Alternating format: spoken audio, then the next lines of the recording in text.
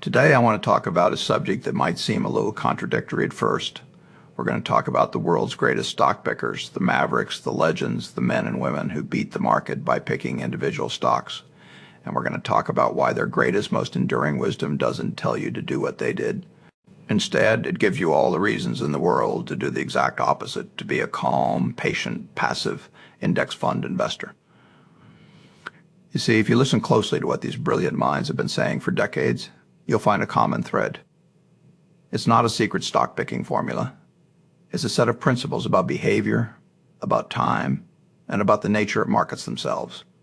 And these principles, when you truly absorb them, lead you straight to a simple, powerful, and remarkably effective strategy. So, let's pull up a chair and have a chat with some of these legends. Let's see what we can learn from them. Lesson 1, Taming the Wild Beast of Your Own Mind. We have to start with a man who wasn't a financier at all. He was a psychologist. His name was Daniel Kahneman, and he won a Nobel Prize for his work. Along with his partner Amos Tversky, he showed the world that human beings are not the rational, calculating machines we like to think we are. We are wired with mental shortcuts called biases that are brilliant for surviving in the wild, but are absolutely disastrous for investing in the stock market. What does this have to do with our Mavericks? Well, every single one of them understood this intuitively. They knew that the biggest enemy an investor faces is not the economy, not inflation, not the Federal Reserve. The biggest enemy is staring back at you in the mirror. Warren Buffett and his partner, the wonderful Charlie Munger, have talked about this for years.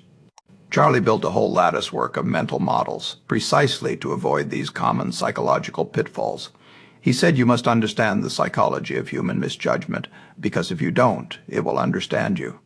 So, what are these pitfalls? There's overconfidence. We all think we're above average drivers, and we all think we can pick the next winning stock. The data says otherwise. There's loss aversion. The pain of losing $1 is about twice as powerful as the pleasure of gaining $1. This makes us panic and sell at the bottom when we should be staying the course or even buying more. There's recency bias. We think whatever has happened lately will continue forever. When the market is booming, we think it will never go down. When it's crashing, we're certain it will never recover. Now, here's the connection to the passive index investor. By choosing a broad-based index fund, you are performing the single most effective act of psychological discipline possible. You are making a conscious decision to remove your own emotions from the equation. You are saying, I am not going to try to be smarter than the collective wisdom of millions of market participants. I am not going to try to time my entrances and exits. I am going to acknowledge my own psychological vulnerabilities, and I'm going to build a system that protects me from myself. You are following the advice of the great Benjamin Graham, the intellectual father of value investing. He created the most beautiful allegory in all of finance, Mr. Market. He said, imagine you have a business partner named Mr. Market. Every day he shows up at your door and offers to buy your share of the business or sell you his.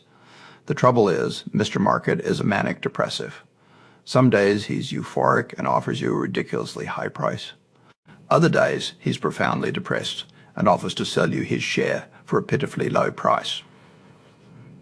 Your job, Graham said, is not to be influenced by Mr. Market's moods. Your job is to take advantage of him when he's depressed and be wary of him when he's euphoric. But for most of us, that's incredibly hard. It's hard to buy when the news is terrible and everyone is panicking. It's hard to hold back when your neighbor is bragging about his latest killing in the market. The index investor has a different relationship with Mr. Market. They don't try to psychoanalyze him. They simply agree to do a small, consistent amount of business with him every single month, rain or shine. They buy a tiny piece of the entire business every time they get a paycheck. When Mr. Market is manic and prices are high, they buy a little less in terms of shares. When Mr. Market is depressed and prices are low, they buy a lot more shares for the same money. They are not reacting. They are not predicting. They are simply participating. They have tamed their own inner beast by automating their own rationality. Lesson 2. The magic is in the compounding. If there is one mathematical concept that is the eighth wonder of the world, it is compound interest. And no one has preached his gospel more effectively than Warren Buffett. He didn't build his fortune by being a day trader. He built it by buying wonderful businesses and then letting them do the work for him, year after year, decade after decade. His favorite holding period is forever. He often talks about his snowball effect. You start with a small snowball and you find a very long hill. That's time. You just need to get it rolling and the snowball will get bigger and bigger and bigger on its own. The key is the long hill. You cannot have a big snowball with a short hill. The lesson for the individual investor is profound. You do not get rich by trading in and out of stocks. You get rich by owning productive assets and letting the magic of compounding work for you. But here's the rub that the Mavericks understood. To benefit from compounding, you have to stay invested. You cannot interrupt the process. Every time you sell because you're scared, or you try to time the market, you're stopping your snowball. You're picking it up, and when you put it down again, you've lost momentum. Maybe you've even lost some snow.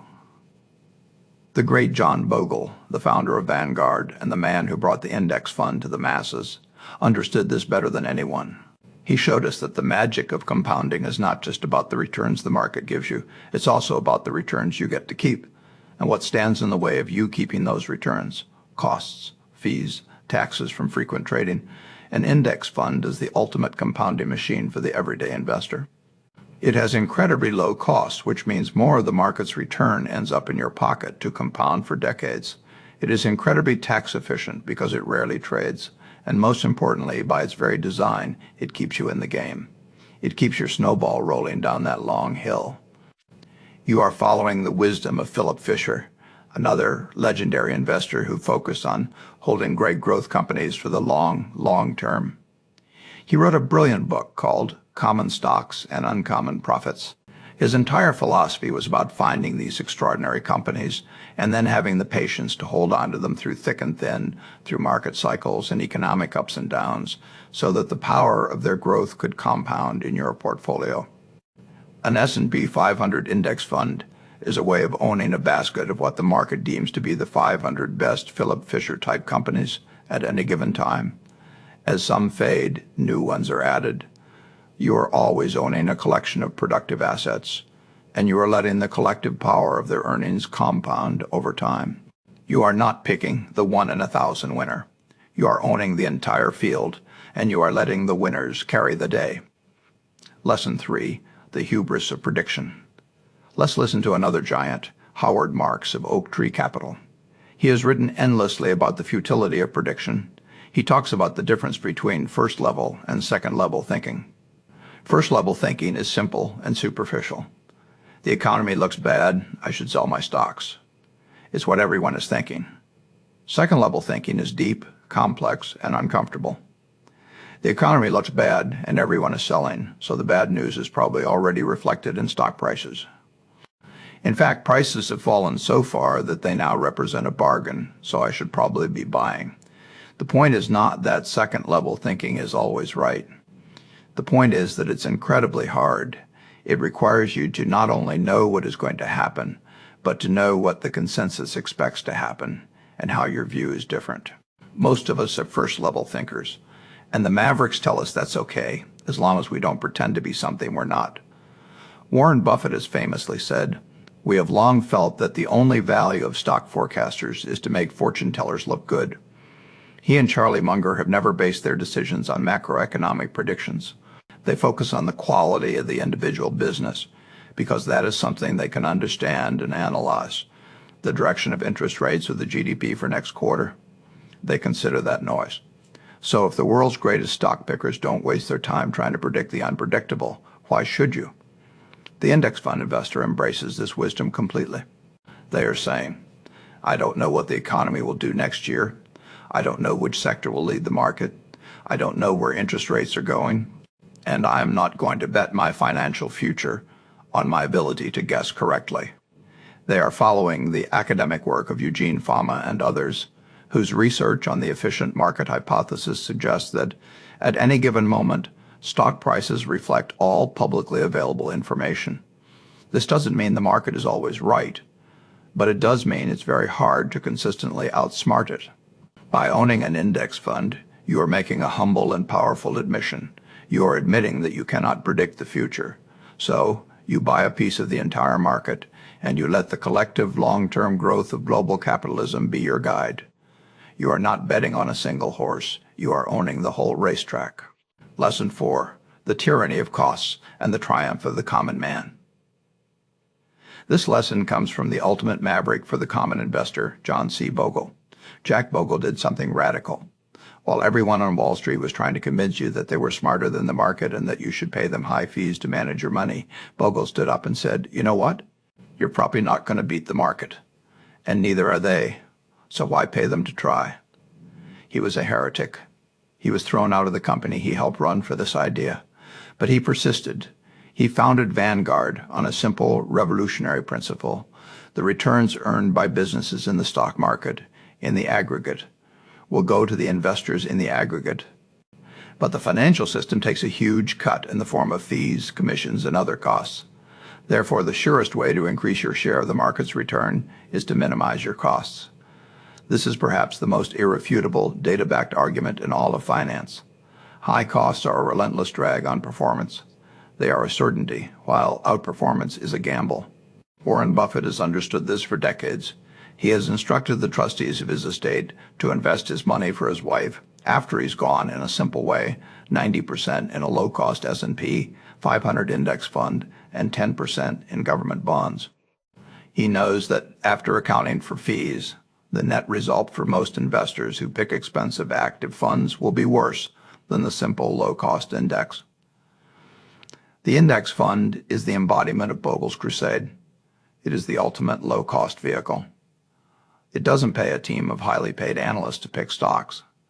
It doesn't trade frequently, generating commissions and tax bills. It just sits there, faithfully tracking the market, and in doing so, it guarantees that you will do better than the vast majority of investors who are trying to beat it. You are siding with the one maverick who fought for you, the individual investor, against the entire profit-seeking apparatus of Wall Street. Lesson 5, the power of being a contrarian. Now, this one might sound tricky. How can a passive index investor be a contrarian? Being contrarian is all about going against the crowd, and an index fund is the ultimate expression of owning the crowd. But we need to think about this differently. The contrarianism of the Mavericks, like Sir John Templeton, wasn't just about buying unpopular stocks. It was about having a temperament that was fundamentally at odds with the emotional swings of the market. Templeton famously said, "The time of maximum pessimism is the best time to buy, and the time of maximum optimism is the best time to sell." For the individual stock picker, that means finding a specific company that everyone hates and seeing value where others see only danger. For the index fund investor, this contrarian spirit is applied not to individual stocks, but to the entire enterprise of investing itself.